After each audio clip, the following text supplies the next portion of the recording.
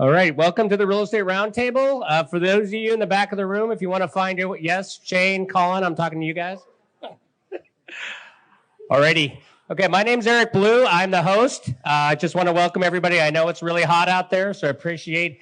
So we got here early and we cranked down the AC so it stayed nice and comfortable for you in here tonight. So come in here, learn something, try to stay cool. I just lost the mic.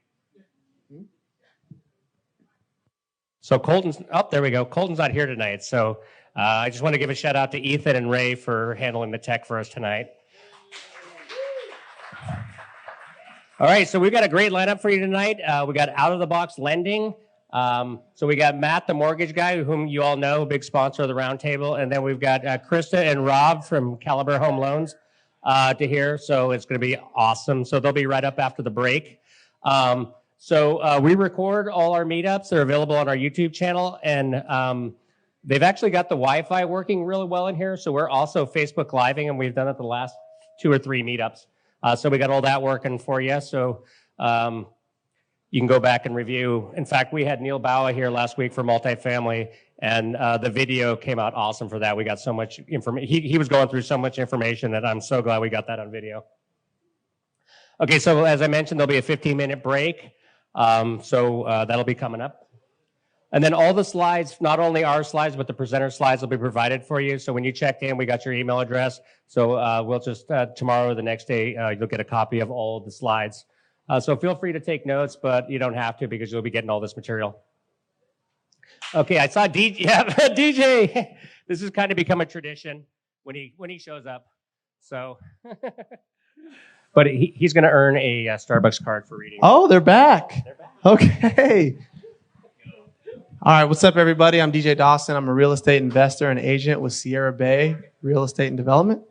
I also have a financial education business called the Equity Boys, which is pointed towards poor communities and young men to help them bridge the gap for financial education.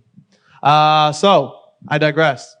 The Real Estate Roundtable is a community of like-minded real estate investors who meet on a regular basis to educate, motivate, and inspire each other to achieve financial freedom through real estate investing. We share stories, challenges, and tips about real estate investing. Instead of traditional networking, this group is about really getting to know, like, and trust each other to foster lasting real estate investing partnerships. We crowdsource real estate knowledge, evaluate real deals, and learn real estate investment strategies from each other. It's a place to meet new folk, cultivate new business relationships, and find partners to do real estate deals. Nailed it. Here you go. Thank you. Have some coffee on me. Alrighty. Okay, so welcome. I know some people snuck through that didn't get their welcome or their first time stickers tonight. So we just want, who's new? Raise your hand if you're here for the first. Oh, wow. We got another strong showing of first timer.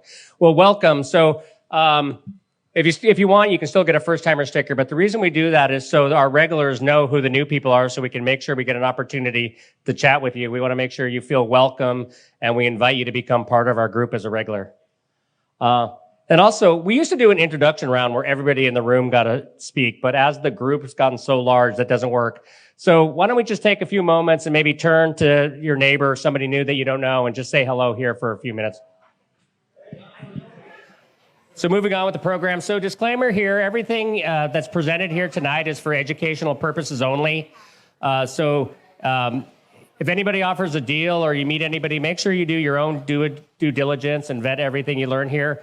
We're merely a platform to bring you all together, and we don't approve anybody here. Just make sure you do your own due diligence. With that being said, I want to bring up Laurel Sagen here. She does a little segment here called the Investor's Corner.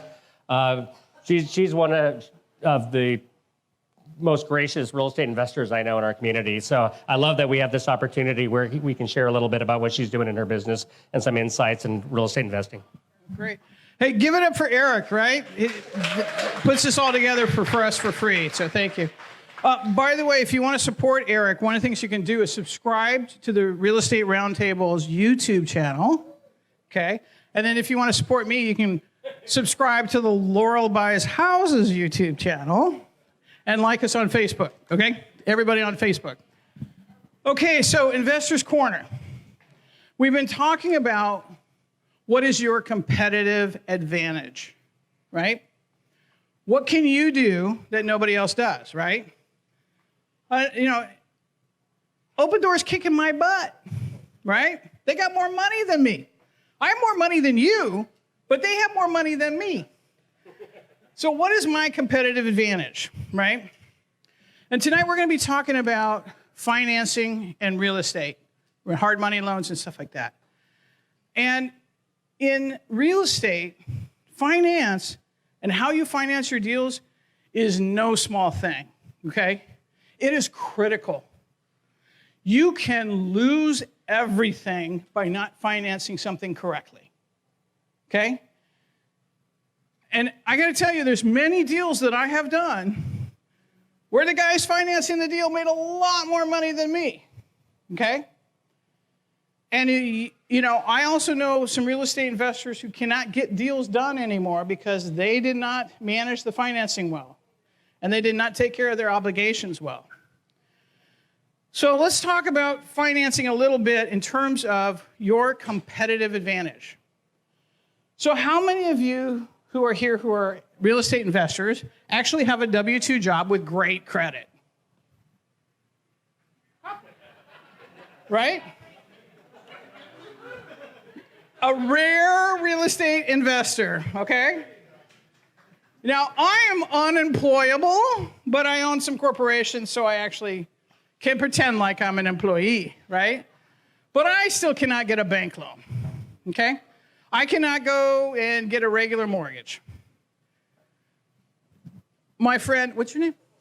Travis can probably go get a regular loan. And when I first started, I had a W-2 job and great credit, and that's how I financed my first 30 deals through the banks. Now, that was before the crash, right? Now, even though I sell millions of dollars of real estate, I cannot go to a bank and get even a line of credit, okay?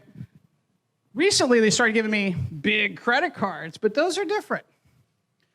So the 4%, 5%, 6% real estate loans, for most of us, just won't work.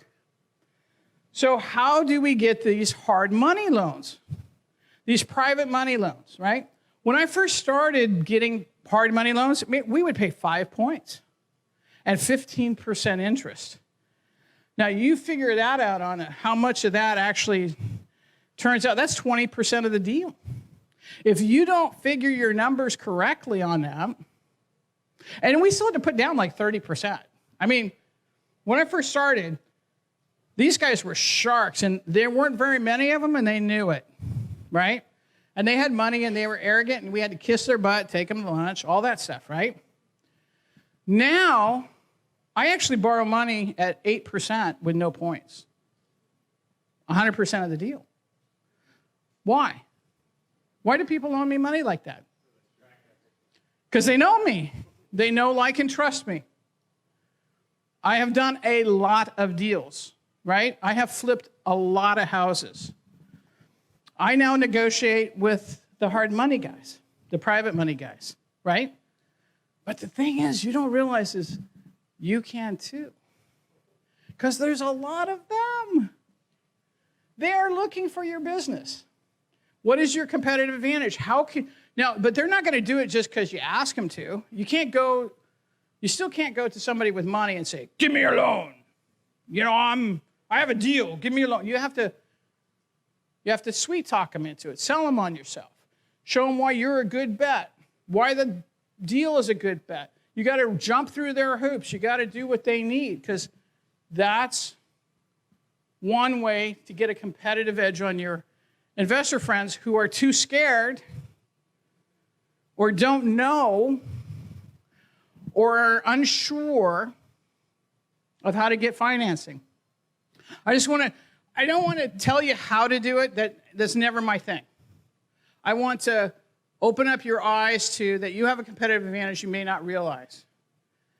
And you, when you're going to do your financing, need to negotiate hard. Okay? Be smart. Ask around. Get introductions to people. There are some people who are doing family money, and there are some people who are doing institutional money. There are some people who they're just borrowing money from people's 401ks, and they're brokering, and they're trying to get their money on the spread. You got to know who you're borrowing from and what motivates them. And what's your competitive advantage? Who do you know? How do you know? What kind of deal do you have? How can you present it? Okay? So again, even in the financing, what is your competitive advantage? And how can you expand and deepen your competitive advantage when it comes to financing a deal? One of the things I'm going to start doing, by the way, is arriving at 5 o'clock and sitting here and, buy me a drink, and I will break down any deal with you. Okay? I drink Glenlivet, sorry. But I will go break down a deal with you, and you can see how the financing makes a big difference. So then when you go talk to Matt and what's the other? Krista, excuse me. I knew I was going to mess that up. Krista or any of the other people, you know what you need to say, how you need to say it, and present the deal and yourself in the best possible light. Okay? Because everything in real estate is negotiable. Thanks. Everything is negotiable. So I'm glad that Laurel mentioned that. We were sitting here at 5 o'clock just chatting. She came here to get in the air conditioning. But we've gotten pretty good about setting this place up efficiently, and I'm usually available from 5 o'clock on. So anybody who wants to come and spend a little time with us chatting before the meeting, we'll start opening the doors now at 5 o'clock, and you can come and hang out with us if you want to, spend a little bit more one-on-one time with Laurel or myself and a couple of the other people that come early. So we appreciate that. That brings a lot of value to this group. Also value are our sponsors. We're going to run through these pretty quick because we got a pretty full program after the break. But first, I want to give a shout out to the Fulton 80 Tap House. This has been our home for going on about 10 months now, and they have just been fantastic. Dwight's awesome. We've got Robbie and company at the bar. I forgot her name. So make sure you show support there, buy some drinks, and get some food. Also, this whole group is run by volunteers. I want to give a shout out to Taylor's working the check-in tonight. Once again, I mentioned we got Ethan and Ray on the technology. And then I have to say, probably our most consistent volunteer has been Josh. He shows up here early to help set up, and other than me, he's the second to last person to leave every one of these events. He makes sure the room is cleaned and put back, so I want a big shout out for Josh for all what he does for you. Of course, one of our big sponsors is Laurel. Did you want to say anything else? So I think you know who Laurel is now. So she's the queen of the roundtable. She shows a lot of support, not only with content, but with financial contributions. So we appreciate her. We got Shane here. You want to say something about Sierra Bay? Thanks, man. Hey, everybody. I am Shane Kefauver. I'm the Vice President of Development for Sierra Bay Real Estate and Development. We are a resimercial firm, so we do residential, commercial brokerage, and we also do developments, and we will soon have our own construction company in-house. So we're following Laurel's suit. She leads us all. But yeah, we're really built on the foundation of helping others and building others along with us. We wouldn't be where we are without those people. A lot are in this room right now, and we wouldn't be flipping 10 homes, having 3 development deals, and having a partridge in a pear tree to go along with them. So if you really want to build your company, build your investment portfolio, truly build those relationships around you, because it's going to carry you everywhere. I promise that. Thank you. All righty. I don't think any of the Simplistic Realty guys are here tonight. I just want to thank Mike Zuccolo and the rest of his company at Simplistic. They're also a big sponsor and supporter of the group. Randy Just also, he's a broker, house flipper up in Marysville area. He's a sponsor as well, not here tonight. Matt, the mortgage guy, he's actually going to be one of our speakers for the second half, so you're going to hear plenty about him, so he's willing to defer his shout out till then. And that takes us right up to the break. So we're going to take a 15-minute break while we transition for Christina and Matt and Rob. We got a special treat for you guys. So take a chance, network, refill your drinks, and we'll get set up for the featured presentation. All righty. Welcome back. So we're going to go ahead and, so for those of you in the back of the room, if you could find your way back to a seat. So we're going to go ahead and get started with the second half of the program here. So what I'm going to do is I'm going to hand off the mic to Matt, the mortgage guy, and he's going to introduce the rest of his team here. Okay. All right. Good evening, everybody. I'm not going to talk too long or keep you, but most of you who know me know that I'm an independent mortgage broker. Those of you who don't know me, independent mortgage broker, residential stuff, 1 to 4 units. I'm an investor myself, and I think that's a value add to most people I talk to in this group because I can look at things from an investor perspective. I have tons of investor clients, so if it's something that you have a question on or something you're thinking about doing, I've more likely have done that with somebody else or done it personally, so I can advise you, the plethora of different programs. Laurel talked about there's different ways to skin a cat. There's the one guy in the room, Travis, who, side note, small world, know him from a past life, and he can get great Fannie Freddie financing at 3.75% because he got a W-2 income, but the rest of us have to go after hard money or non-QM like we're going to talk about tonight.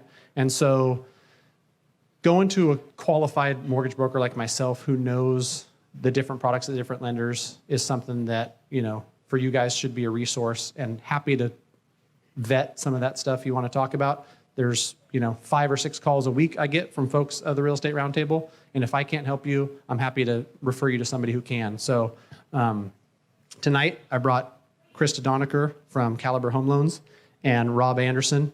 Krista's been an account executive for, I'm not going to name the years because she's only 29, but she's been doing it for a few years, and top 100 AEs in the nation. She's a great resource for everybody at my company, and so as important as the lender you work with is the account executive you work with. So Krista's been around the block. She knows this stuff. Caliber is on the front, leading the charge with non-QM mortgages. And if you don't know what non-QM means, you're like, what the heck is this guy talking about? Basically, you're not a W-2 employee like this guy, but lenders still want to make loans for you. They realize that you're going to put 20% down, you've got a 720 credit score, and the debt service of the property is going to pay for that loan. That's a loan that makes sense. So they'll charge you a little bit higher interest rate because they're not selling it to Fannie and Freddie, but those type of loans exist, and there's tons of different loans like that. The stats for the amount of non-QM business that's going on, I just looked at it recently, and I think 2017 there was 8 billion. 2018 there was 22 billion. This year they're on pace to do 50 billion, and they're talking about 100 billion in 2020. So tons of these loans are being written, and I think when I talk to investors, if I get another text like the text I got tonight of this investor who's been talking to me for 2 years about investing in something where he's not pulling the trigger, I mean, it saddens me because, you can analyze all the deals in the world and you can look at other types of lending and say, gosh, I don't want to pay 6.25% for this type of financing. Well, the return on investment on something you don't buy is a 0% every time. And so with these programs, folks that didn't think they'd have the financing to go out and invest in real estate because they go to meetings like this and they understand that it's a good long-term investment, hopefully you'll pay attention. Something will spark of like, oh my gosh, I might be able to do something like this. I'm gonna go talk to somebody and maybe I'm gonna pull the trigger and buy my first rental property here in the next 6 months. Or if you've already got 13 units, didn't think you can qualify for any more, this might spark okay, I'm gonna go buy another 4-unit property. So before I get too long-winded, I'm gonna let Krista take over and drop some knowledge on you guys, talk about Caliber and their programs. And then after she presents, the 3 of us are going to sit up here and field some questions. You guys have any questions for us, we're happy to help. So without further ado, Krista Donica. Thank you. So I did want to introduce, I do have one of my underwriter liaisons with me, Rob Anderson. So kind of want to give a shout out. He's the guy that kind of is the behind, right? Knows about a lot of exceptions, and I thought it was pertinent to have him here. So thank you, Rob, for being with us. So once again, to kind of let you know who I am and what I'm about, I'm a wholesale rep for Caliber. Caliber is basically the number 2 wholesale lender in the country. So we have great service, great rates. We've been around for a very long time.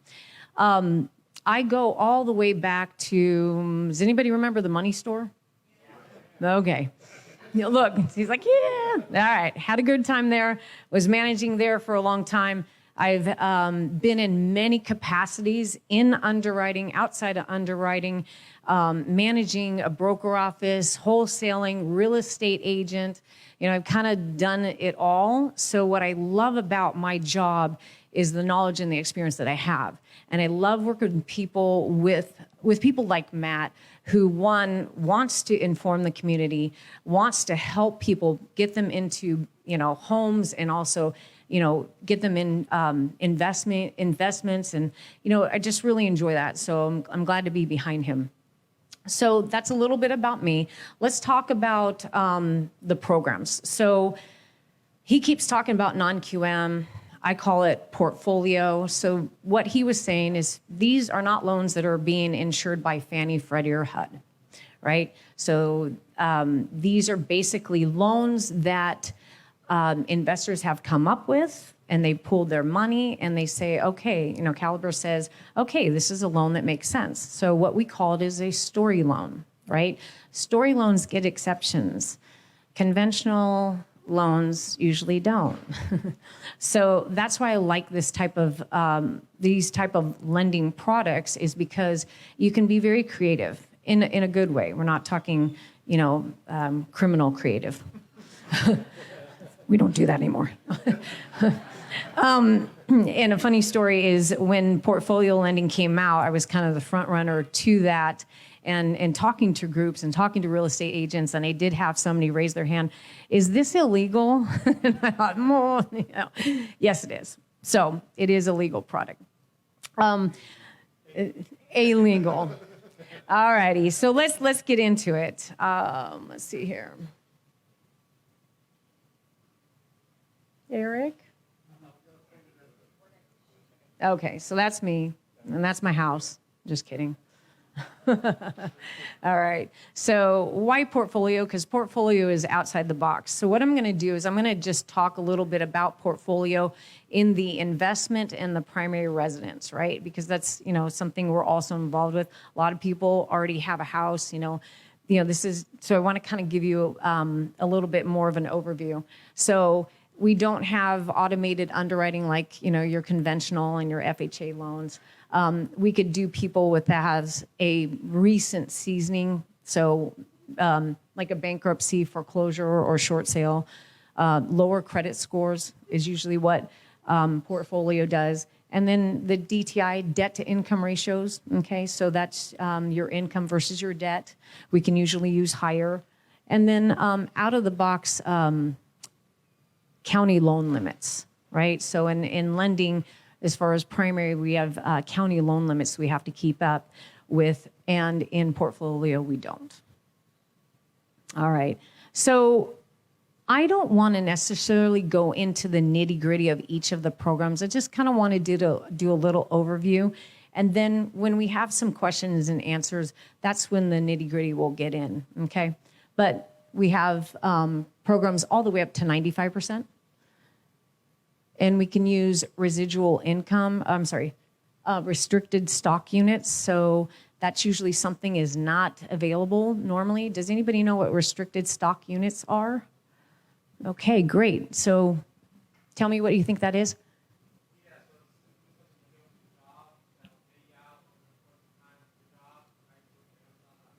Exactly. Right. So that's income. Basically, what he was just saying is exactly right. So those Googles, those Facebook people, they're getting their salary, but they're also getting RSU income, restricted stock units. So we can use that. All righty. Okay. So this is also another one of our programs, going up to $3 million, all the way down to $750,000 cash out, which that's not normal. So this is kind of one of the programs. It's another one of our programs that basically talk about somebody 2 to 4 years out of a bankruptcy, short sale, or foreclosure that we can do. Just as a little bit of a sample. And the same thing is 1 day out of bankruptcy, foreclosure, short sale, down to a 580 FICO score. So just a snippet of our programs. And then we also have, we have a bank statement program, which is definitely somebody for self-employed. So I'm going to go a little bit deeper into this one. So this is for the investors. So nowadays, investors kind of what was her name back there? Laurel. Exactly what Laurel was talking about is she can't get a regular loan. She can't go to the bank, right? So we have a program called Investor Access. And that Investor Access basically is, I'd like to say it's underwritten commercially, right? So if you go get a commercial loan, you want to buy this building, they're not going to take a look at your personal income. They don't care. If you lose your job, it doesn't matter to them. They want to know if we do a PITI, right? If we do the mortgage of PITI, it's against the rents versus the PITI, right? So that's what we're taking a look at. So, excuse me. So that's kind of underwritten commercially. So does that make sense that I'm stating? Go ahead. Payment, interest, taxes, insurance, right? So your mortgage, payment, interest, tax, and insurance, the whole gamut. So we're looking at that your rents can't be more than 80% of the PITI, okay? So again, you lose your job, it doesn't matter. Is the rents being paid here? Good. That's what we're looking at. So we don't do 4506, or we're not looking for tax returns. Yay for some of those people that hadn't filed yet. And then it's basically looking at the cash flow of the property. We go up to $1 million and 80% LTV, looking for a 720 FICO score. And we're looking for somebody who has at least 2 years landlord experience. So, and then we're also just max is 10 properties owned. So that's probably kind of important. Go ahead. I'm sorry, pardon? I can't hear. Oh, yes, it's buy and hold. Mm-hmm. This isn't for flips, right? And then one thing that's not on here that's really important to you guys is we do lend on an LLC. You will not find that with other lenders. He agrees. So for all of those people that are interested in that, that's really important. So, all right. Okay, so like I said, we do the bank statement program, but let's move forward and we do marketing for Matt. All right, so let's talk about the matrix. So I thought it made sense to not like go deep, but Eric says go deep. So we're gonna do that. Okay, and the reason why I want to go deep with you guys is because I want to educate you and I want you to learn. So when I say LTV, that means? Yay, all right. When I say DTI, that means? Oh, yeah, you know. All right, so good. All right, at least we got those. There's just way too many jargons when we come to the mortgage industry, but it's really important for you to know. All right, so can you bring up the...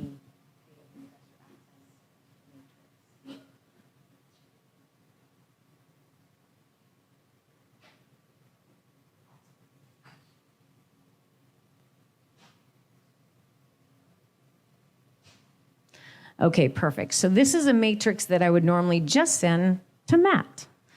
And because we have so many programs, that's what brokers usually use, is the matrix to kind of see the guides. When I said story loans, usually story loans have a lot of exceptions to it, right? Because this is a loan that Caliber made up. And they're able to have an investor buy it, but we retain the servicing. So this is really important. We retain 98% of our servicing. So who's had a mortgage loan that's been sold? You should all raise your hands because it is. And that's just a business, right? But we retain 98% so that you're going to get the loan that's going to stay with you. So this is really primarily why you're here, is for this loan, okay? It's called the Investor Access. And like I said, we're looking at, it's a business purpose loan for the investment, and we go up to 80% LTV, loan to value, $1 million, which is huge. That doesn't normally happen. So hopefully that's your Bay Area properties, and no MI. So needing a 720 FICO score, we don't make exceptions on that, and we don't make exceptions on the LTV. Hold on. Am I right? For now. For now. Okay. Also for now, they're for 1-unit properties, but we're making exceptions for 2-unit properties because we know that's what investors are really looking at. Okay. So on my other programs, reserves and down can be gifted, but when it comes to investor with me or any other lender you work with, you cannot have gifts for down and reserves, right? Right. That's correct. So, all right, scroll up, please. Okay. Has anybody ever heard of delayed financing? Okay, I'm going to have you describe delayed financing. All right, so DJ finds a place in East Sacramento. He's like, this is a sweet deal. I'm going to buy it, but it's a piece of junk. It needs a lot of rehab. So he buys it with hard money. He does the rehab, and then he wants to put in place some more long-term, solid financing because he's paying the person, 11% on the hard money. So delayed financing, he bought it cash or hard money or something of the sort, and then once he's got the property rehabbed and established and wants to, get into a 30-year fixed loan, it's delayed financing. Something like that. Close? Very, very close. The concept is exactly what you described. But as a lender's point of view, our delayed financing is usually we'll give you the cash back that you spent. So exactly what he was talking about. You got a San Francisco property. It's a sweet deal. If you don't snatch this up today, you will lose the contract, right? So you pay cash for that deal. You put $1 million down. You're buying this POS, and you need your money back, right? So delayed financing is for us to give back your money, and we'll do it based on the lower LTV. So we're not going to give you 20%. We're not going to give you 100% of it because the program's up to 80% or even 75 LTV, right? So he was exactly right. But the money that you put cash in, we're going to give you back, right? But we will not give you money that you borrowed. That's going to be a refi. Okay? So we do that on this program. Okay? Question? Okay. ARMS is something that you would, okay. Adjustable rate mortgage is an ARM. And we sell 5-1s and 7-1s. Conventional financing on a house is normally your 30-year fix, right? But when you're buying an investment, how long are you going to keep it? And this might be a very good conversation for Matt because he does consulting about these types of things. And that's the question. How long are you going to keep it? Are you going to keep it within 5 years? Well, if it's going to be within 5 years and you're going to sell it, why wouldn't you do a lower rate and do a 5-1 ARM, which means it's fixed for 5 years and then it goes into an adjustable. Now, you have to qualify for a little bit higher interest rate, right? Your income versus the payment. Oh, I'm sorry, not on this program. Forget that. On the primary one. But basically, we do sell ARMs, which is the 5-1s or the 7-1s, and the 7-1 is fixed for 7 years and then it goes into adjustable. Sometimes that's the best route, depending on how long you're going to hold it. Say you are doing an LLC and you have personal guarantors and someone wants to leave within 2 years, you got to refi that thing, right? So anyway, one thing that I wanted to clarify is, can we scroll it down a bit? Is there is a 3-year prepay. I'm sorry, scroll up, please. Okay, and you can buy up. Yeah, so actually it's somewhere on that matrix. Don't worry about it. Just money. So in a nutshell, that is the program that I'm primarily here to kind of talk to you about that would be interest of you. And so let's go into some questions and answers. So, fellas, it's in there. Yes.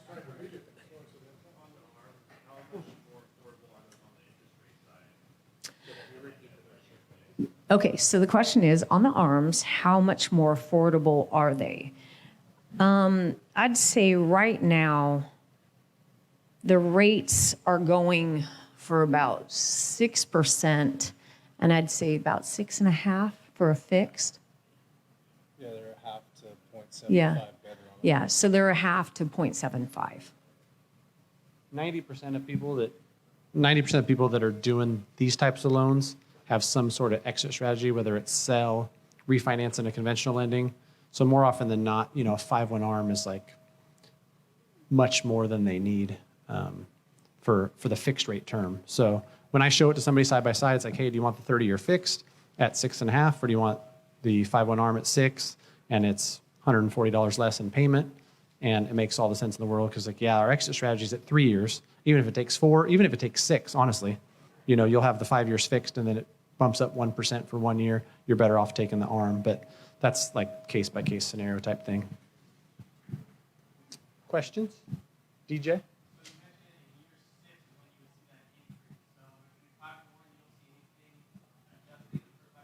Yeah, and a 5/1 ARM, it's completely fixed for 5 years, right? Yeah, and then based on the loan, and I've got 40 lenders with 1 bajillion products. They're going to be based on a different index. They're going to be subject to this one every year can adjust up to 1%, while others have different rules. But for sure, that 5 or that 7 is the period where it's fixed. It's not going to change.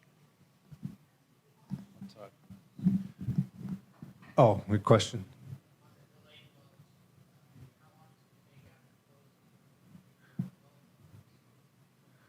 So he's asking about, on a delayed financing, how long would it take to close after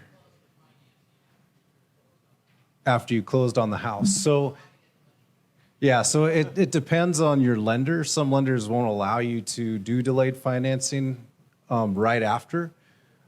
For us, you can apply for your loan right after you close, and then it's an average 30-day close. Within 6 months. After 6 months, it's not considered. Portfolio is 12 months. Oh. So on portfolio, you can do delayed financing up to 12 months after you've purchased the property. A lot of lenders limit it to 6 months after you purchase a property. So you purchase a property for cash, you have anywhere from 6 to 12 months to reclaim that cash through a delayed financing loan. Yeah, you can get it, it's just your average turn time for any loan. Price to rate return. Between purchase money and refi? Well, because you're going to get much better terms on a purchase money than on a refi. So that's why someone would want to do delayed. Yeah, so mostly people use delayed financing to reclaim their cash. They're not considered a cash out loan, so there's not that additional pricing hit. So it would be considered just a refinance. So You couldn't use this as a purchase. no, you can't. You have to be on title already. Yeah. Rate and term. You're using that because in those cases, and you use that delayed financing because, like Krista and Rob has said, it's something that you have to buy and close in 5 days, or it's in condition where it's not lendable in current state, but put $50,000 into it, and it's a beautiful property. So investors use that quite a bit because they have to close quick and they have to close on properties that aren't in great condition. So they do that, and then they want to put it in more stable, long-term financing, so that delayed product gets used quite a bit. Yeah, for sure. Like Rob said, it's not taking the hit of being a cash out, so it's considered rate and term, and so yeah, the terms are great. There's no seasoning, but I was going to add to what Rob said that certain lenders are going to say property owned less than 3 months, it's going to take a pricing hit. So it's available. Like you close on the thing and it's lendable. You just had to buy it in cash because it was a fire sale and when you wanted to lock it up. You can do it 3 weeks later if it's in good condition. Some lenders might say he's owned it for less than 3 months, and you're going to take a quarter hit to pricing or something like that. I have a question about how you calculate income in your debt to income. I'm running into challenges where a lot of lenders are very particular about the balance that is calculating how much taxes I'm paying. And I'm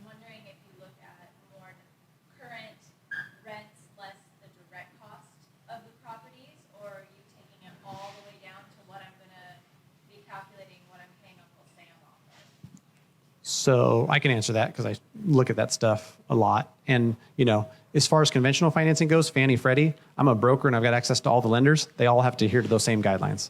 So they're looking at what you claim on your taxes. And I've got Schedule C employees that gross $2 million. And the guy drives friggin' Ferraris. But his bottom line on his taxes is $24,000 a year. I can't change that. He doesn't want to pay Uncle Sam, but that's where the bank statement stuff comes into play. It's like, hey, I, like you, don't want to send six-figure checks to the IRS. So I totally understand that. But those lenders, whether it's me, a direct lender, a bank, anybody who sent it to Fannie and Freddie, we have to adhere by those guidelines, and they want to see what you claim with the IRS. So are we saying that the Caliber loans are under that Fannie Freddie category then? Not the portfolio Okay, stuff. so how do you guys calculate the income? So let's break it down with what you're talking about, your personal loan, right? So in regards to portfolio, we always have to have tax returns. But so you're self-employed or are you W-2'd? Self-employed. Okay, so self-employed always, exactly what he was saying is every lender has to follow Fannie Freddie guides. So you're just kind of stuck. But when it comes to the investor access, not your personal loan, we calculate a little different, so. Well, there's two ways. We have two products for if you're self-employed and you're buying a primary residence, we can base it on bank statement deposits. So we'll use 24 months average deposits in a business or personal bank statement. So yeah, 100% of deposits. So this is a way that over the last couple of years, self-employed borrowers have been able to qualify for mortgages again, but that's more of a primary residence owner-occupied loan. We don't even want to look at tax returns, so we don't ask for them. But for the investor, for the true investment property, there's now investment cash flow products like our Investor Access program. And that's when we're taking the true debt to income of the property, not the person. And then every investor that does that will have different ratios. With us, if the rent covers at least 80, or if the payment, taxes, and insurance are 80% or less of your rent, that's what you qualify on. If your total payment, taxes, insurance is 80% or less of what you collect in rent, that's what you qualify on. Do you have a question? Yeah, so you mentioned primary house A, does that also include if you're buying a second home in Tahoe or something? Does that fall into the primary house group? And B, if you're buying a second home in Tahoe and North Star in the Village, but you want to rent it out for the other 9 months of the year, does that fall into the first category of primary home? So he's asking me if we're going to qualify on bank statements for a primary or a second home. Is that? Yeah. So we call second homes basically the same as primary. So if you're going to buy a true vacation home, it's going to be the same as a primary home. So the one makes that distinction, if I want to rent it out for the other 10 months, I'm not using it for skiing, and I put it on Airbnb or something like that, like where's the division of it's a second home versus a rental home? That's when you disclose on your app, if you're buying it and you're not telling us you need the income from it to qualify, we're going to call it a second home. If it's something in Tahoe and you're purchasing it as a vacation home, then we're going to call it a second home. So it's pretty much what you're disclosing to your loan officer. Okay, but if I know that I'm going to be renting it out the rest of the time, I may use it. Is there any kind of limit? I only get 2 weeks to go to use it? Or? Yeah, the IRS is 14 days. Yeah. Get out. Yeah. So if you're going to be collecting rent on it and you disclose that, we're going to say it's a rental, it's an investment property. Well, one thing I wanted to talk about too that I didn't, I'm sorry, we're going to get to you, but we do also non-warrantable condos. Does anybody know what a non-warrantable condo is? Non-warrantable? Okay, so it's... Probably your Tahoe investment. Yeah. And condotels. We do condotels, financing for condotels. So non-warrantable condos are basically the condos that maybe there's a lawsuit, a litigation, or there's too many investors versus primary owners, or they have issues with their budget or things like that. So Fannie and Freddie consider it that they're non-lendable, but we'll lend on those. I can confirm that because I had Lakeland Village, if anyone's familiar, in Lake Tahoe. It's a cool little community with little apartment homes. It's like self-managed, and they'll rent it out for you, kind of like a hotel, but you own it. Nobody would lend on it but Caliber. So, you guys. Circling back to the primary residence, where you use the 24-month bank statement. What's the debt to income ratio on that particular loan that has to be met? So he's asking what debt to income ratio we'll use on a 24-month bank statement product. For our company, it's 35% debt to income. Other companies will go a little bit higher than that, but we're 35%. And Matt can help you find the best program that'll work. Really quick, I also want to touch on why would you want to invest in an LLC? Because we do that with our investor access product. Well, it gives you more opportunity to qualify for financing. So say you have a limited number of assets or reserves, but you really want to start investing in property. You can find a partner and develop an LLC, and it gives you more access to loans. Also, maybe your credit has dings on it and you can't qualify on your own, but you have a partner, someone you trust, their credit might be better. They can actually be the guarantor of your LLC, and you can qualify with their credit, but pool your money together to invest more property. So that's the benefit about taking title in LLCs, and that's why we're really excited that we can lend on LLCs now. Just another great feature, when you personally guarantee an LLC, that debt gets reported to the tax-free ID of the LLC, not the personal FICO score. So that's a huge advantage. We will hit your credit, though. You will be on the credit. So personal guarantee isn't that infamous person. So it will be, that mortgage will be reported onto your credit. So in some cases, that's a good thing, right? It improves your FICO score once, somebody else is paying. Hey, you want to go and invest on a property together? Let me use your credit. Back there.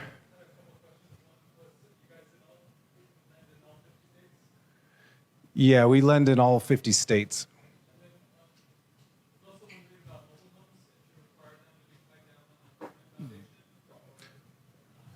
So we don't lend on mobile homes unless they're on a permanent foundation, and you have to own the land. You can't be in a park. Do you want to talk about modulars? Yeah, well, we lend on modular homes also. Those are treated just like a stick-built, so there's no additional overlay guidelines. You pretty much qualify as a stick-built home. They lend in all 50 states. I'm just California. Too much business just in California.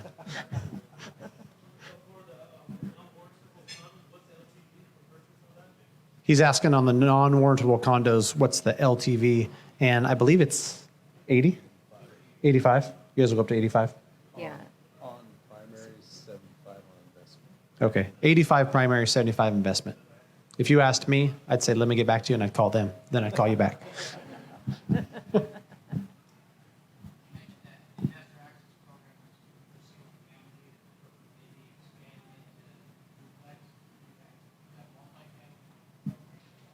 So he's asking about the investor access, and it's currently single family. John had mentioned going into duplexes. You want to talk about it? Let's first get the 2-unit approved as an exception. If you call me and Caliber doesn't do it, I mean, there are other lenders. Okay. There are multifamily products out there. Caliber doesn't have them yet. But, I talked about it in this group recently where as I left the wonderful world of W-2, like Travis, as a retail loan officer, started my own S-Corp, started my own brokerage, I'm unlendable. So I had to use a product like this. I closed in June on a fourplex. None of my income, which, Fannie Freddie doesn't see as income because it's S-Corp now versus W-2. Basically looked at $3,600 in rents versus the PITI of $2,300 on a fourplex in Marysville. He's got good credit. He's got 20% down. And, the debt service covers the loan. These loans are so easy. And I think that's something that people, misconstrue about non-QM loans or portfolio lending, is that it's hard. They want to lend. If it's a deal that makes sense, like Krista said, lenders want to lend on it. Just so you know, anything over 4 units is considered a commercial loan. However, we do lend on 4 units. It's just not going to be on the investor access. It's when we take a look at all the income, and we don't hit the loan to value when it's more than 1 unit, which most lenders will, and we don't hit price too.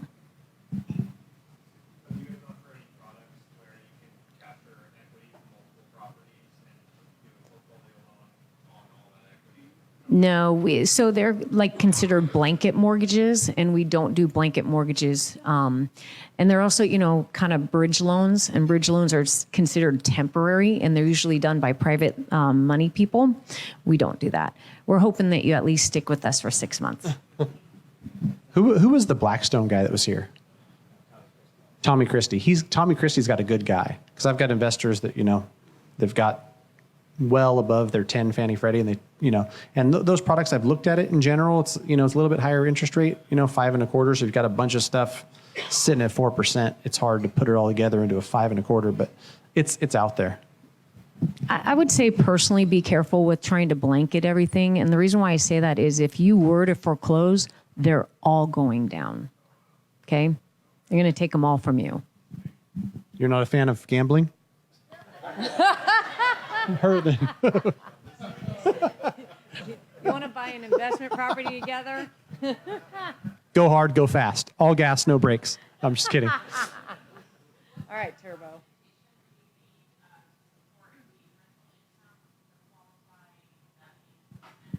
That's a very good question. I'll let John answer that. For documentation required to show those rents when we're looking at rent versus the PITI? So we have 3 ways we're going to verify rent. One, if you're buying a rental that's already rented and there's an executed lease, we'll take that lease for rent, proof of rent income. If not, there's 2 ways we can look at it. We use a source called Canary. I think it's canary.com. It pulls up, it's kind of like Zillow, but more for rentals. Yeah, House Canary. Yeah, so it'll give you the market rents in a specific area, and we'll use that. Or when we do the appraisal, we'll also ask for a rental schedule, and we'll use the rental schedule on the appraisal too. So it really depends. If you happen to have a superb home in the area and you can justify why the rents would be higher than the market rate, we'll look at that for exception too. Well, if you have an executed lease, we're going to go with that. We're going to pull the House Canary. If it's way off, we're definitely going to ask questions. But usually we'll take the executed lease. Question? So if there have been no, I bought some homes in Dayton, Ohio. I have 2 properties, 2 homes. They don't have renters. So I just bought them in May. I don't have, they're not leased out yet because they need some fixing up. I fix them up and lease them out. What is am I able to go right to you? I don't understand. Or do I have to wait until they're actually rented a long enough time to have a rent schedule set? No. So what you could get financing now, we're going to base the rent on what we pull up on House Canary. So it's going to say, okay, Dayton, Ohio, for a 3-bedroom, 2-bath home, average rent is $1,200 a month. We're going to use that for rental income. Okay, 450. All right, I'm from California. Okay.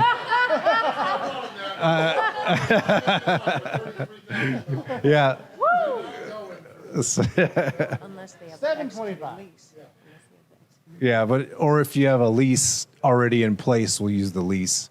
But you don't. If I fix them up, sign the lease with people, I can bring you the lease. Then you bring us the lease, and we'll use that too. Yeah. Yeah, is this the 2-year landlord piece? So I just funded in my first ones, I just funded in May. So this is, if I fix them up 3 months from now, I'm only a landlord for 5 months. Yeah, so if you're using investor access, we're going to want that 2 years landlord experience. So if you're trying to qualify based on the income of the property and not on your personal, then we would require 2 years of landlord experience. You're full doc. You're just full doc. We will get you a loan. You're just full doc. That's it. Get a lease and you know, make it against the rent. So. Is there a minimum? Because like I said, they're not expensive. So Yeah. So. Yeah. So. Yeah. So the question he has is there the minimum loan amount? So the minimum loan amount is typically $100,000, but we've made exceptions. And newsflash, lowered to 75,000. I didn't get that memo. So that's going to be a little tough. Yeah, it's tough because the reason why we did that is not to discriminate. It's because there's a lot of laws and legal things that we could be under by doing something like that, because the fees would be higher and there's a lot of charges on a little loan. One of the questions that you guys were thinking about is how many loans can Caliber do? And we can do 5 of your loans per person, or an aggregate of 3 million. So that one rental that's 3 million, we'll do that one. I got a guy in Arizona, Travis. He'll do the little itsy bitsy loans. How about the LLCs? Where you need to like have multiple LLCs and then could you be the PG on all those ones? Or is there a limit? There's no limit. Yeah, so if you're a PG on multiple LLCs, that expands how many we're going to lend to you. So it's basically 5 or 3 million per LLC, because now the LLC is the technical. No. What, on a 2-year thing, I mean, like, I've rented a ton of properties that spend like 4 years. How far back do you like experience? The 2-year landlord experience is something we'll definitely look at exceptions. So if you like W-2, I mean, good credit, they would look at an exception, especially if you had good reserves. If you had past experience as a landlord and you can prove that, that would be another one we could consider for exception. What are you guys looking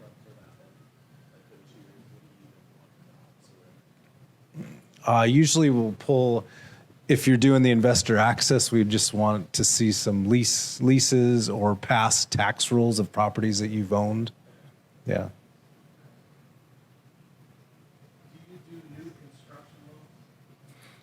We do we don't do the construction loan. We'll do the construction to permanent, but we won't do the actual construction loan. So multi-dwelling zone with a single unit that had land around it, you would be able to fund the initial expense of that, or that's after the construction is complete? So the Yeah. house has to be constructed. Yeah, house has to be built. Those are considered takeout loans. So we'll do takeout loans, but we won't do construction to perm. So it's called. Does that construction part go for rehabbing now? Yeah, we won't do rehab, but I'm sure Matt has some people for you that'll do rehab loans. How dumpy is it?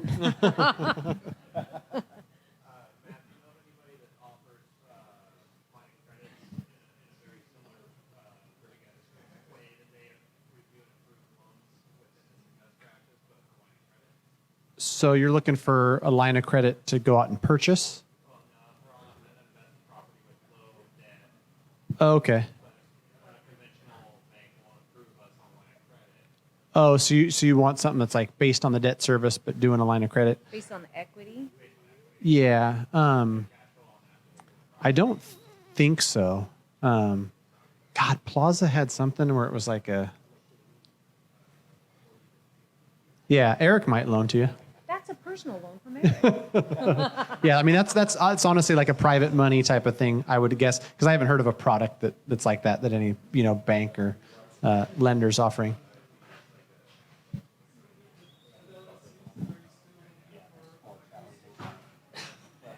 He's asking if we're still looking for a FICO score when you're doing a loan in the name of an LLC. I'll let the pros answer. Yeah, who's ever going to be the personal guarantor or guarantors, we have to pull their credit. So that's where we're looking for the 720 credit score. So why don't you guys gather the person around you and pick one who has the highest FICO score? You're the guarantor in the LLC. I think you guys have 9 months, right? 9 months reserves. Yeah, and that's going to vary by lender. And So it's going to be 9 months on the property and then 6 months on your primary. So we're not looking for somebody who, because this isn't a true investment property. We're not looking for somebody who doesn't even own a home and wants to do this investor access. You actually have to own a home. You owe 2,000 month PIT on your home. That's 12,000.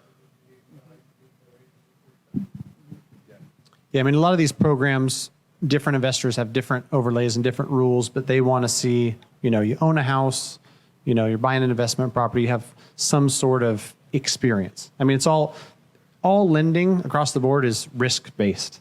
And so, the good part about non-QM, like Krista said, is it's make sense lending where it's like, okay, this guy Eric's got a 726 FICO. He's got money to put down. He owns primary residence, got a couple rental properties, looks like he knows what he's doing. It's a fair bet for them. Right. He doesn't have W-2 income. He's self-employed. He's entrepreneurial. I mean, and that's the thing too, is like getting groups like this where there's entrepreneurs. They're not, W-2 employees that work for the state of California. If you do, keep that job for a little bit. I can get a loan for you. It's walk in the friggin' park. But if you're, self-employed entrepreneur, then you've got to find different lending programs that work. Circling back to your delayed financing options, you said it had to be on your own cash versus borrowed money. Do you consider money that I pull out of the line of credit to be borrowed money so I do a refinance? Yes. So it's secured against a property, and that's your property that you own, right? That you can do delayed financing Yeah. on that. Yep. Doesn't have to be seasoned money. Well, we'll see the title. We'll see the title. You show us the HUD, and we'll see it right there. It says your property. Take money out of a HELOC and purchase a property with it? Like, that's easy to season. Yeah, Just look super at, like, easy. All right, my line's open at Umpqua Bank, and I pulled Yep. 180 from there and bought here. Yeah. I mean, because I've got clients that do all kinds of stuff where it's, pull a home equity line here and buy a place in Tahoe. And if you did that in cash and then wanted to do delayed financing and put that into long-term financing. Yes. And why wouldn't you pull your reserves if you didn't have it out of that too? Then just pay it down. So you can do delayed financing if you borrow against any secured asset besides the subject property. So if you have other investments and you borrow against those other investments, that's considered your money. So then you can do delayed. Same with if you wanted to borrow against your 401k, if you had a 401k, you can then recoup that money through a delayed financing refinance. Also in regards to the 401k, we allow 85% of that 401k to be reserves. So you can pull 85%, which is much better than, conventional that they only 60, I think? 60%. So, and there's a laundry list of how you get reserves other than borrowing from your friend that we have in portfolio. So.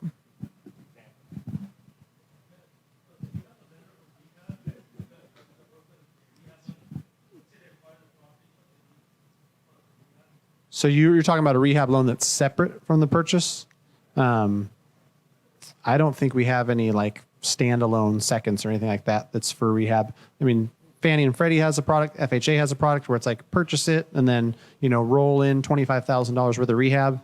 Depending on the deal, I can talk privately with folks on why that's usually not the best route. Mainly because you got to use HUD contractors, you're going to overpay. And if you can do loan here, rehab separate, whether it's, Best Egg or wherever the heck you're getting that money. That's my advice on most of that stuff. Those products exist, and maybe in some circumstances that's the best bet, but not always going to be. So talk to us, somebody like Matt, the mortgage guy. $100 down. Oh, yeah. exactly what you're talking about. So lots of hoops. Right, yeah. No one wants to do all that. I'm just confirming. Path of least resistance. Scanning the room. No more questions? We're going to class dismiss early. Well, on the, so on the reserves, so no source and seasoning on the reserves? Like you said, you can pull it off of a line. Like I have a ton of business lines of credit. I could theoretically pull it off my lines of credit, throw it in the bank account for 1 month. No, I think she was talking about they can use 85% of the 401k, and just like, you know, a lot of lenders will look at it. You got 50,000 in there. We can only use 60% of that, so that's only 30k in reserves. Where Caliber is going to look at it and say 85%. But your scenario, like, no, because it's considered borrowed money. 2 months. Yeah, yeah. So if it's not in there for 2 months, then Take it out, put it in the money. Take it out, put it in there. Call me in 2 months. I don't know. Yeah, 2 clean months of bank statements. We're good.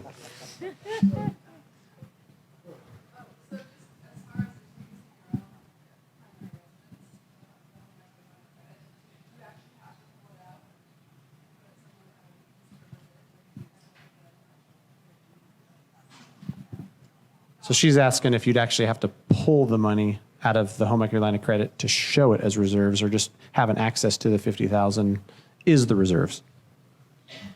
No, you'd actually have to pull it out and put it in a bank account and let it sit for 2 months for source and season. Yeah.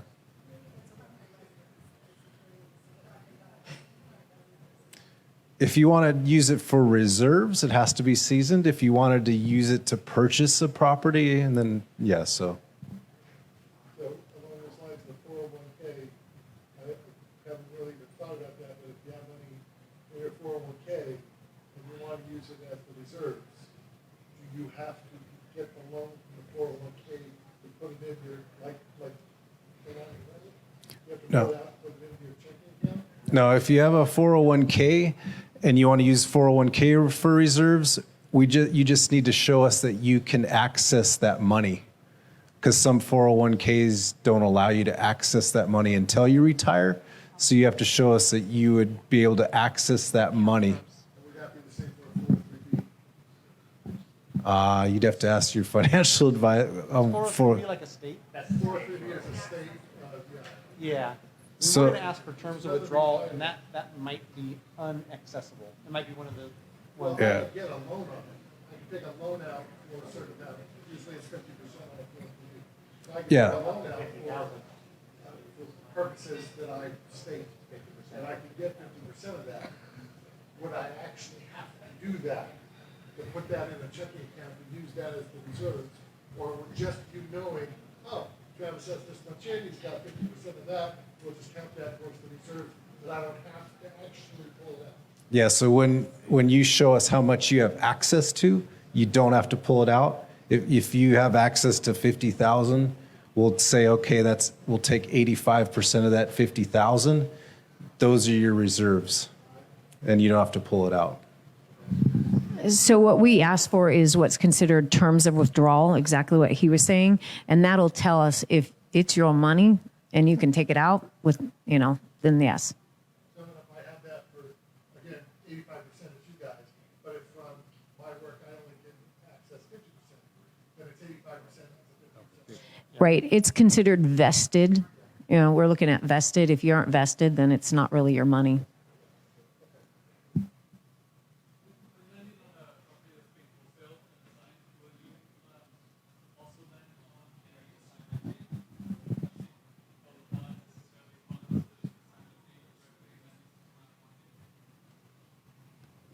Did you say consignment fee? Yeah, that would be something you'd have to go private money or hard money. That's not something we would lend on. Yeah.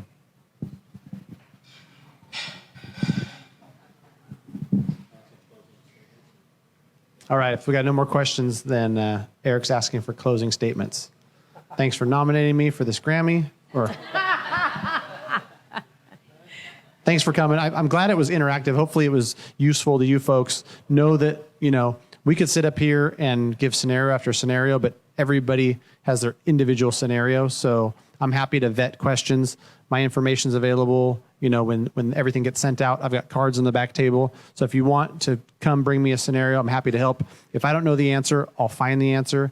And, I 1 to 4 unit California, that's my, specialty, my bread and butter.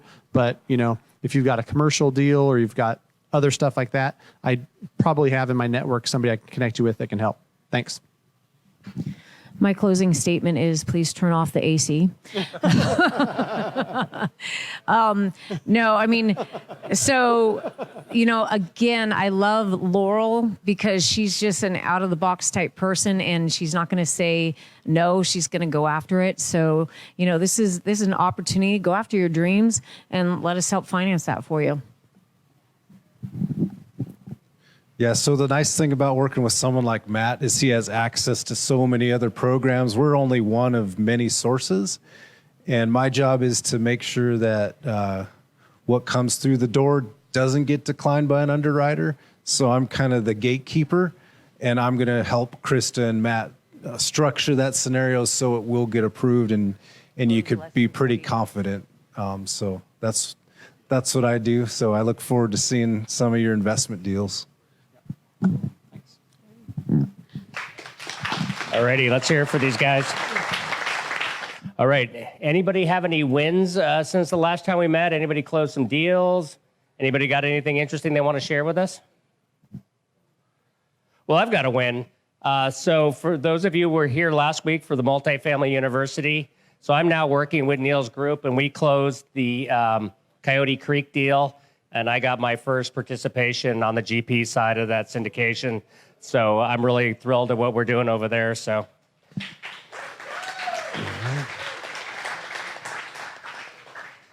the reason why we do these Celebrate Wins is for the investors that may be just starting, show that this actually you can make money in the real estate game. So I really encourage no one's done anything interesting in real estate the last couple of weeks? I knew you did. All right, something small. So as I mentioned, I bought some property in Dayton. There's 2 houses on it. My name is Travis Nogla. I actually work for Sierra Bay Real Estate and Development along with Shane that was here and DJ that was in the back. But I bought the properties. It comes with, basically it's 11 lots. It used to be a mobile home park. The city of Riverside, which is where it is, which is basically Dayton, Ohio, called and wants me to build a multifamily structure on there. So we're still in the preliminary talks, but if they're in the future, I'm just kind of throwing it out there. I myself am not personally made of money, even though I have a W-2 job. But so I may in the future be looking for some investors of people getting in it's basically 1.5 acres. So whatever I work out with the city of getting some grants or lower fees or, partnerships or whatever I can work out. So eventually I may be looking for some investors sooner rather than later. So that's it. So I guess that also counts as a pitch. Is this working? Oh, sorry. No, that's cool. That works. Hey, any engagement and audience participation we can get is appreciated. Anybody else have anybody working on any deals they want to pitch? Anybody got a business or service? Come on up. So this is Ray. This is actually my stepdaughter. So I'm excited that she's working with us. Hi, everybody. So as you may see, I'm running the camera tonight. I'm the video director with Eric. And I sort of have like a freelancing business doing videography, cinematography. I am a recent film graduate. So I'm working on a documentary series that's a personal project, as well as like a personal short film, which we're producing in August. So I'm like always working on something new. If anybody's interested in videography, photography, content creation of any kind, come hit me up. I'll give you my information. Yay, family. Come on up. Hey, when did you sneak in, Ari? Hey, finally, we got our private money guys up here. Let's hear what it's all about. He's got your answers. Hey guys, just as a alternative to conventional lending, I do private money here in the community. I'm sorry, my name is Ari Zanman Zeman, and I have I work with a small private lending group called Orchard Funding. We finance some ground up construction, primarily fix and flips, all short-term financing, 6 to 12 months, and extend up to 90% leverage, so 90% purchase, 90% rehab, and move really quickly and offer great service. That's our value add. So if you want to chat, I'll be around here for the remainder. Thank you. Good to see you, man. Oh, yeah, come on.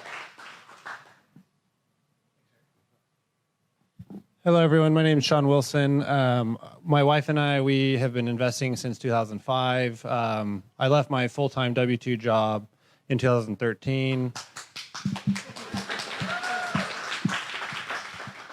And I'm super grateful that all my hard work from then, my wife was able to leave her W-2 job last year. Yeah. And so our strategy has been networking and finding people that own property that want to sell but don't know how or are too stressed out. They don't understand the benefits of using an investor to purchase it. Whether it be an elderly person, and it breaks my heart to see people give 6% of their money away when it could go in their pockets. And so we offer a coaching program for beginning investors to help give them confidence to be able to talk with homeowners in those scenarios, give them the confidence to be able to talk to the homeowners' concerns and their fears to be able to lock the deal down. So it's it's super affordable. It's like $100 for 3 calls, and it's just mainly to help beginners out and give me the opportunity to help beginners in investing, because I know what investing has done for my wife and I want everybody to be able to experience that. So, thank you. Awesome. All right, anybody else? I feel like we're on a roll here. All right, anybody have any resource recommendations? Anybody reading any good books, websites? I'll shout out if you haven't already signed up, if you're interested in multifamily, the Multifamily University website. It's a platform full of all sorts of free resources, not only just on multifamily, but the market data. Neil Bowad puts together some of the best market analysis I've seen. If you're investing out of state, whether it's single family or multifamily, I would definitely check out those resources. I'm not a reader, but I'm an audiobook person. I live in Grass Valley, so I spend a lot of time in the car. I actually put this up at our last meeting, but since it was mostly parents and teens, I wanted to give it a shout out again. This is a fantastic book about how the country's gotten the kind of the situation we have, particularly since the mortgage meltdown. It goes kind of into the history of the collateralized mortgage obligations and credit default swaps and our political and legal system. It is a fantastic read if you want to understand how this country really operates. So I recommend you guys check that out. Also, we got a Facebook group page. If you haven't already joined, it's a great place to connect with our community. I've done flips off here. People are posting deals and great information. In addition, it's got all our events that are coming up. And even if the other groups are putting on great events, when Bruce Norris comes to town, I'm happy to put that information out as well. So please join that group. Also, we're on Meetup, so if you're a fan of that site. And as Laurel mentioned, we're growing our YouTube page. We're slowly getting all the videos from all the meetups up there. The way the YouTube ecosystem works, you have to break 100 to really break into their ecosystem, how the platform works. So we're currently at 68 subscribers. So please check it out and subscribe. So on August 12th will be our next meeting. We're going to have Daniel Herzberg. He was actually here for the parent and teen, talking about, I loved his approach. It was kind of how to hack the college entrance exam. In addition to his business and finance stuff, he works with students to help them figure out how to pay for and get into college. But he's got some great strategies for optimizing your business and for tax strategies. And he's got some really, really clever ideas for real estate investors who hates paying capital gain. I know I don't do anything that isn't tax advantaged. So it's not how much money you make, it's how much you get to keep. So I highly recommend you come out for Daniel. Also, if you guys like to travel, we are blowing up the Bay Area with multifamily meetups. Our next multifamily will be on Opportunity Zones in San Carlos on Wednesday night. Anna Myers will be the presenter. She's Neil Bawa's partner and vice president at Grow Capitus. So this is going to be a fantastic. If you're not familiar with Opportunity Zones, they are a really, really clever investment vehicle. Also, the multifamily will be hosting a boot camp in Santa Clara in September. So if you're interested in the multifamily stuff, who was here for Neil Bawa last week? So you know what kind of caliber of material he has. So if you really want to bone up on multifamily, I suggest you check out the boot camp. I'm Eric Blue. I'm your host. In addition to real estate, my family has a farm up in Grass Valley. We do raw dairy, goats, cows, sheep, and we run an Airbnb on our farm. So particularly those of you with children, we've had a lot of, Ryan Nichols brought his family up to check out the animals. So we invite you guys to come up, even if you just want to come by and say, hey, love to get to know you better and show off our farm. Anybody have any aha moments tonight? Anybody learn anything or gain any insight that they didn't know before? Well, I guess my aha moment. So I really appreciate Matt. He kind of understated. He is a great resource. What I really appreciate the way he does business is if he can't do a loan for you, he knows who can do it. I know he's connected a lot of members in this group to other lenders. And the fact that, it's the abundance mindset, right? He knows he's going to, by providing value to investors, it'll ultimately provide value to him. And that's how I operate. And I know so many of the successful investors that operate. So I just really want to, and he's been a big supporter of our group. And I just want to give an extra thank to Matt and bringing out people he works with. So, and with that being said, good night. Go make some great things happen. We got the room till 10, so stick around and network. Matt's going to be here for a little while, so make sure you connect with him. Oh, also, I've got some private money, so if you guys, I go on a case-by-case basis, so kind of like revolving. So I'll take those points over and over again. All right, thank you, guys. Good night.